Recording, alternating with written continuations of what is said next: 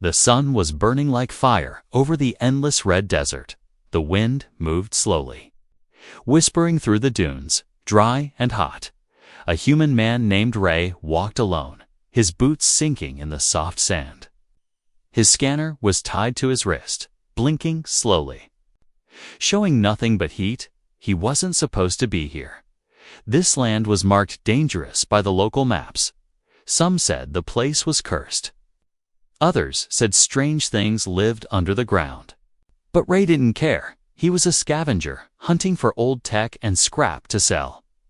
The more dangerous the area, the more valuable the treasure. The sky was empty. No ships, no clouds. Just heat and silence. Ray stopped to drink water. His throat was dry and his lips cracked. Just as he turned to leave, his scanner blinked again. Beep, beep, beep. Ray frowned. He looked down at the screen. Life sign detected, it said. That couldn't be right. He was miles away from any city or base. He tapped the scanner again, but the signal stayed strong. A soft, beeping sound, slow and steady, coming from under the sand, less than 2 meters deep. Ray dropped to his knees. He pulled a small shovel from his pack and began to dig. The sand was hot, rough, and heavy, but the signal grew louder. His heart started beating faster. It wasn't a mistake. After a few minutes of digging, his shovel hit something soft, cloth-like, carefully. He brushed away the sand, and what he saw made him freeze. A piece of fabric, old and marked with strange symbols. Gold lines drawn by hand, sacred-looking, not normal clothing. Then he saw a hand. It was small, delicate, not human. Silver-blue skin with glowing veins. The fingers were slightly curled, unmoving but not cold. Still warm, Ray's eyes widened. He dropped the shovel and started digging with both hands. His fingers moved fast, tossing sand to the side. His breath was quick, sweat dripping from his forehead. He uncovered a face. It was the face of a young alien girl. Her eyes were closed, her mouth dry and half open. Her body wrapped tightly in the strange cloth like a sacrifice. Her skin had tiny glowing marks running along her neck and arms, like tattoos, but alive. She was breathing, barely, but she was breathing. Ray's voice was low and careful. Hey, can you hear me?" He reached for his water bottle and gently poured a few drops on her lips. At first, she didn't react, but then she moved, her lips trying to swallow, a soft, broken gasp escaping her throat. Ray lifted her in his arms. She was so light, like she had no strength left. Her head rested on his shoulder. The heat of her body was weak, fading. He looked around quickly, making sure no one was watching. Then he ran, carrying her back to his crawler vehicle hidden behind a hill. It was an old metal rover, dusty but working. He opened the back door and placed her inside on a blanket. She opened her eyes for a moment, golden, shining faintly, staring at him with confusion, fear, and something else. A soft word left her mouth, broken and hard to understand. "Say Catre." "What?" Ray asked, kneeling beside her. "What did you say?" But she had already passed out again. Ray started the crawler. The engine growled and the wheels spun, pushing them away from the burial site. As he drove, he kept checking the mirror. Looking back at the place he dug her out from, the wind was already filling the hole with sand again, like the desert was trying to hide her all over again. Night came fast, the sky turned dark. Stars stretching above like cold fire. Inside the crawler, the girl was breathing better now, but still weak. Her skin glowed a bit brighter, as if reacting to the air, or the warmth, or maybe him. Ray couldn't stop thinking, who would bury a living girl out here?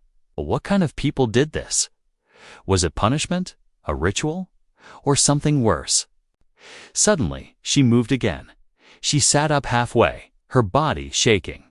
Her hand reached out and grabbed his arm with surprising strength. Her golden eyes stared into his.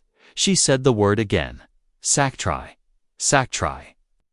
Ray felt a cold wave run through his body. That word, it wasn't just a name. It felt like a warning. Something ancient, something alive in the sand. Something was coming. The crawler rumbled quietly through the night as Ray checked the alien girl again. Her body still glowed faintly in the dark, but now her chest rose a little stronger with each breath. The strange cloth that had once wrapped her like a sacrifice lay crumpled at her side. Ray didn't throw it away. He didn't know why, but something told him it mattered. She opened her eyes again, slowly. Her pupils were shaped like a cat's, golden and wide. She looked around with confusion. Then, locked eyes with Ray. There was no fear now, only sadness. And something deeper, something broken. She tried to speak, but her voice was rough and dry. Her hands moved, drawing a circle in the air. Then touching her heart, then pointing behind them toward the desert. She repeated the word again, Sac-Tri, Ray. Didn't know what it meant, but her eyes begged him to understand. He tried his translator device, a cheap one, rarely used. He activated it and placed it between them. Try again, he said. Gently, she spoke, slowly, carefully, repeating that one word. Then she added another, softer, like a prayer, burial. Chosen, the device struggled, but gave a broken translation. I was chosen. For silence, Ray frowned. They buried you? Alive? He asked. The translator didn't catch everything, but the girl nodded slightly. Her hands clutched the blanket, and tears formed in her glowing eyes. She wasn't just a stranger. She was a prisoner left in the sand, not to die fast, but to be forgotten. Like an offering, her skin started to glow brighter. Not hot, but soft like moonlight. And as she reached for her own arm, Ray saw the marks clearly now, glowing lines like ancient writing, shifting slowly under her skin like they were alive. He reached out carefully. Can I see? He asked. She looked at him, unsure, but then slowly held her arm up. The markings moved, swirling, forming symbols like he had never seen before, the moment his fingers touched her skin. The crawler lights flickered for a second, and the engine made a strange hum. Ray pulled his hand back, blinking. What was that? The girl looked confused too, as if she didn't expect it.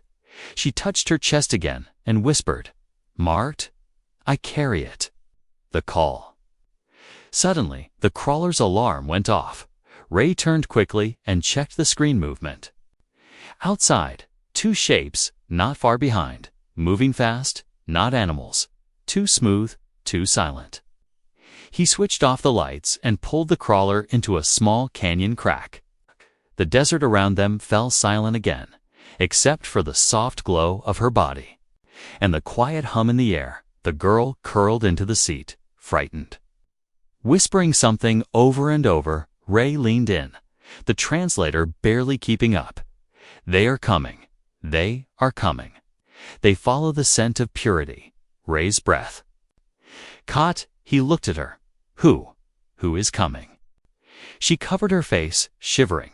The ones who gave me away, outside. The sound of footsteps in the sand grew louder, slow and heavy. Ray turned off the engine completely and held his breath. Through a crack in the metal, he saw two tall figures pass. Dressed in robes made of the same gold-lined fabric she was buried in. Their eyes glowed red, and their hands held long staffs made of bone and black stone. They didn't speak, just moved silently across the sand, stopping once as if sniffing the air, then continuing on. Ray didn't move, neither did the girl. Time felt like it stopped until the sound of their footsteps faded into the distance. After a long silence, Ray turned the engine back on. His voice was quiet. They were looking for you. The girl didn't answer. She just nodded, tears falling again. Silent and glowing like her skin, Ray looked ahead at the stars, wondering what he had just stepped into. He thought he came here for scrap, for junk, for lost tech in a dead desert. But now he was carrying something more. Something wanted, something hunted, something sacred, and if he didn't figure out the truth soon, they both might disappear into the sand forever.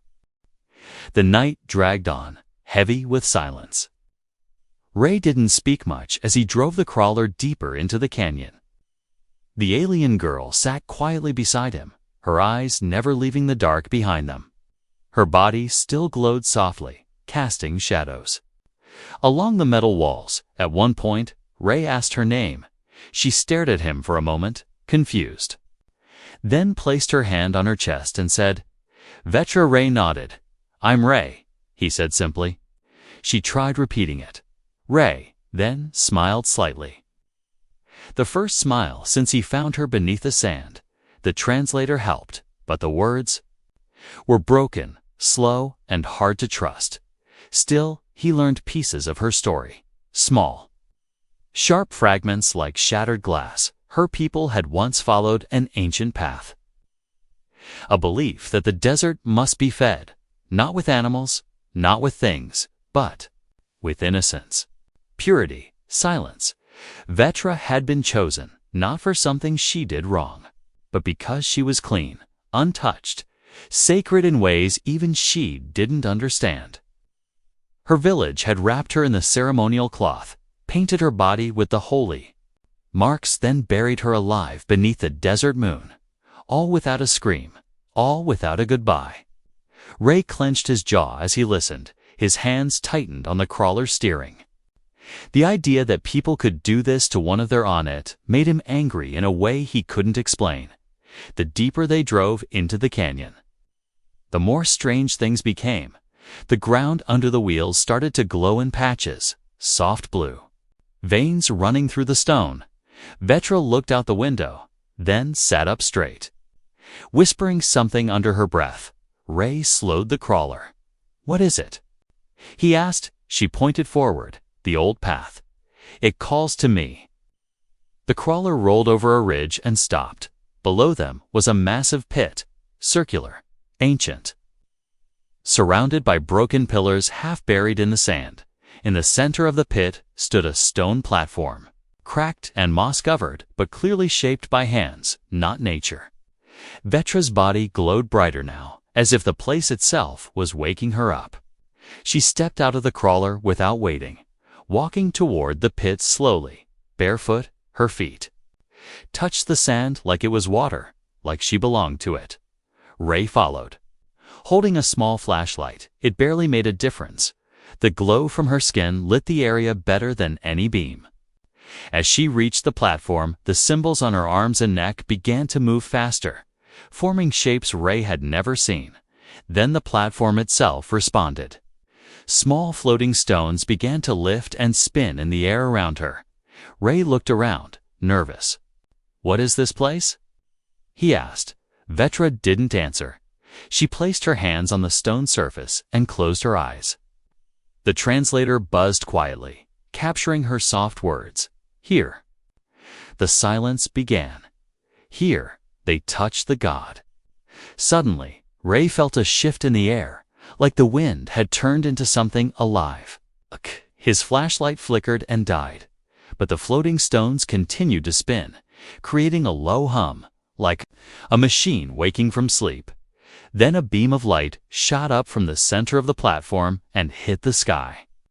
Ray shielded his eyes. Vetra gasped and fell to her knees, but she didn't scream. The sand around them shook slightly, and from deep within the canyon walls, ancient symbols lit up, matching those on her skin. One by one, the marks glowed, then vanished into the stone as if drawn home. Vetra collapsed completely. Ray rushed forward and caught her before she hit the ground. Her skin felt hotter now, not burning, but filled with strange energy. Like electricity without pain, she opened her eyes slowly and whispered, "I saw it. The god, it knows I'm free." Ray felt a chill move through his chest. What does that mean? Vetra blinked slowly. It is waking. In the distance, the wind screamed again. Not like before. It sounded sharper now, angrier, like something ancient and trapped had heard the signal and was coming closer. Ray carried her back to the crawler. His mind raced. He came here looking for broken machines, old tech, and forgotten scraps buried by time. Instead, he had uncovered something. Holy or cursed. And now something bigger than both of them was watching. Ray didn't sleep that night. He sat in the crawler's front seat, staring at the dark desert beyond the windshield. His hand stayed close to the small blaster on his belt. But deep down, he knew if whatever was coming wasn't human, that weapon wouldn't matter. Vetra lay in the back, wrapped in a soft blanket. Her breathing was calmer now, but her body still glowed faintly. The marks on her skin had changed, no longer swirling randomly. Now they formed a clear pattern. Like a map or a warning, when the sun finally rose, Ray drove fast, moving away. From the glowing pit and the strange platform, he didn't know where he was going. Only that they needed to get away from that place. Vetra didn't argue. She sat beside him silently, watching the sky after 2 hours of driving. The crawler picked up something on its long-range scanner, 2 ships low altitude. No response to hails, coming fast. Ray cursed under his breath and pulled into a deep ravine, hiding the crawler beneath a rock shelf. They climbed out and crouched behind the stones, waiting. The ships passed overhead like giant shadows. Black and silent. They didn't attack, but they didn't land either. Just watched, scanned, and then moved on. Ray looked at Vetra. "They're looking for you, aren't they?" She nodded slowly. "Hunters." "They follow the light." Ray stared at her. "The light in you." She didn't answer, but the look in her eyes said everything. Later, as they moved on foot through a canyon pass, Ray noticed something strange. Vetra began to pause often her head tilted like she was listening to voices only she could hear. She touched the canyon walls and murmured old words, and the rocks responded. Glowing under her fingers, she wasn't just a sacrifice, she was a key. Ray stepped back as she moved to a large wall of stone covered in ancient carvings. Her hand passed over the surface. And suddenly, a section of the wall slid open, revealing a narrow tunnel glowing with blue light. He stared, wide-eyed. "How did you do that?" Vetra looked at him, her expression soft. "The desert remembers me." They entered the tunnel. The walls warm with old energy. Inside was a chamber massive and round, the high ceiling shaped like a dome. In the center stood a structure that looked like a mix of a shrine and a machine. Crystal rods glowing inside metal arms, a soft hum echoing through the space. Ray walked slowly toward it. "What is this place?" Vetra placed her palm on one of the rods, and suddenly a beam of light scanned her body. The entire chamber lit up as symbols danced in the air above them, showing a star system, then a single planet. Then a mark blinking over the desert where Ray had found her. The translator buzzed, catching her whisper. "This is where the gods were born." Ray stepped back, heart pounding. "Gods? You mean your people's stories?" Vetra looked at him, her eyes shining. "Not stories. Memory?" Suddenly, the ground shook and the chamber lights dimmed. The wall behind them slid closed on its own, trapping them inside. The machine in the center grew louder and the air grew warmer. Then came a sound footsteps, but not from the entrance. From inside the chamber, Ray turned quickly. His hand on his blaster, a figure stepped from the far shadow stall, thin, covered in the same gold-lined robes as the hunters before. But this one was older, his face hidden under a mask shaped like a skull. He looked at Vetra and spoke in a deep, echoing voice. She was not meant to be awakened. Ray stepped in front of her. "Back off," he said, his voice firm. The old figure didn't move. "You've broken the silence," he said. She was chosen to sleep forever, not to walk in light. Vetra's voice shook. But she stood. "You lied to me? You said it was honor." But it was fear. The old ones? Mask tilted slightly. You shine too brightly, child. That light will burn us all. Ray raised the blaster. Then maybe you should step into the dark where you belong. The old figure stared at him. Then slowly backed into the shadows, disappearing without a sound. The chamber's lights returned. But the warning remained heavy in the air. Ray turned to Vetra. You knew someone would follow. She nodded. They always do. When the chosen wakes, outside, the desert wind howled again, but this time, it carried voices. The voices in the wind followed them through the next day, sometimes soft like whispers, other times sharp like warnings. Ray kept checking behind them, but no one was there. It felt like the desert itself was watching, and it didn't like what. It saw Vetra walked ahead now, more confident with every step. Her body glowed brighter. The marks on her arms and neck forming stable shapes. Like code slowly unlocking. She didn't speak much, but when she did, her voice was stronger, clearer. Ray didn't need a translator to know something had changed in her. She wasn't just scared anymore. She was awakening. They climbed through narrow canyon paths until they reached a place the map didn't show. It was a valley hidden deep between jagged rocks where time seemed to stop. At its center stood an ancient temple half buried in the sand, shaped like a hand reaching out. From the ground, the door was sealed with a strange symbol that matched the glowing one now resting in the center of Vetra's chest. Without a word, she stepped forward and touched it. The door responded instantly, pulling itself open with a low hum, revealing a passage inside lit by blue fire floating in the air. Ray hesitated at the entrance. You've been here before?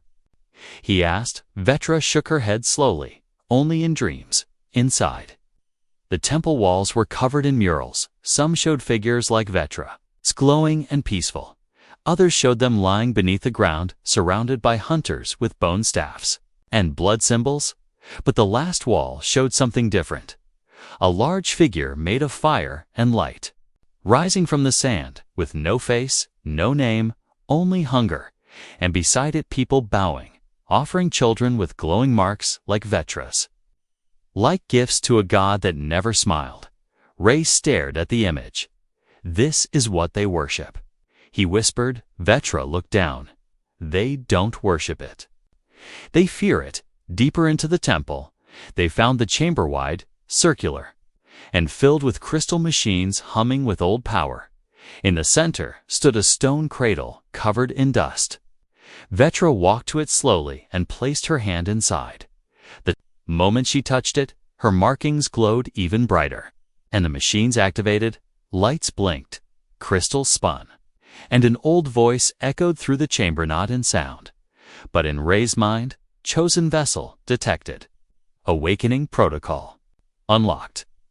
Ray staggered back, gripping his head. What the hell is this? He said.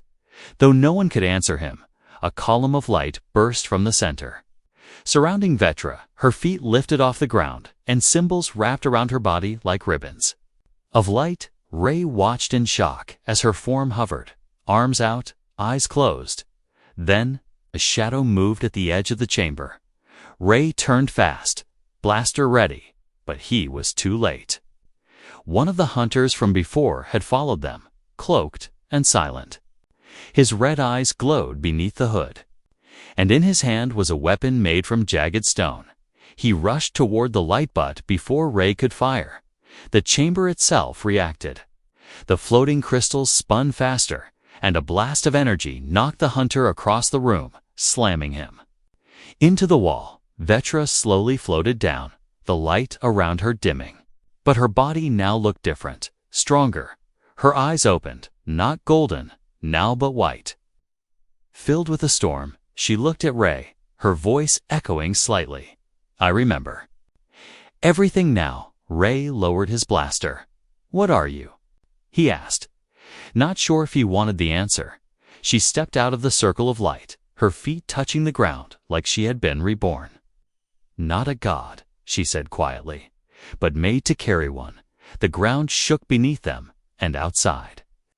The temple, a loud cracking sound filled the air like stones splitting open. Then came the roar, not human, not animal. Something deeper, older, hungry. Vetra looked up toward the temple ceiling. It heard the signal. Ray grabbed his bag. We need to leave now, but Vetra didn't move. If we run, it will follow. Ray stared at her, breathing hard. Then, what do we do?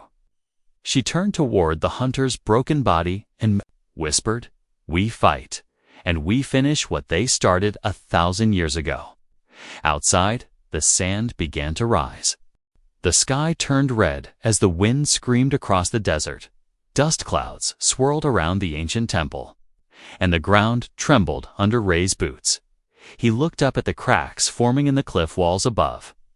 Then back at Vetra, she stood completely still, her glowing body calm as chaos approached. Her white eyes stared into the horizon where something massive began to rise from beneath the dunes. A shape like a mountain with arms, not made of flesh but shifting sand, glowing crystal and shadow. Ray had never seen anything like it. No human. Had it looked like a god, but it didn't feel holy. It felt wrong. The buried god had awakened. Vetra stepped forward and raised her hand. The glowing marks on her body lit up, and the floating crystals inside the temple followed her, spinning around her like shields. Ray reached out to stop her. "Vetra, you can't go out there alone." She turned slightly, her voice steady. "It knows me. It called for me. I must answer." Ray shook his head. "No. If you go alone, it will take you, like before. It doesn't want worship, it wants control." She looked down, thinking. Her voice softened. "Then I won't go alone." Together, they stepped out of the temple and into the storm. The air was hot and heavy. Hard to breathe, the sand flew like knives. But the floating crystals spun around them, shielding their bodies. The shadow creature ahead roared again. Shaking the sky, each step it took turned the earth into glass. Ray raised his blaster, but he knew it was useless. His eyes searched for weak spots. Anything. Then Vetra spoke a single word in her language, and the earth answered. A pulse shot out from her body, and for a brief moment the creature paused. It tilted its head as if listening. Then it screamed, again angrier this time. Ray felt it too. Deep in his chest, the sound of something old and betrayed. "It remembers you," he said. Vetra nodded slowly. "I was the last it was promised. The final gift they buried for it, but I was taken back." The creature raised one of its giant arms and hurled a blast of black energy toward them. Ray pulled Vetra behind a broken pillar just in time.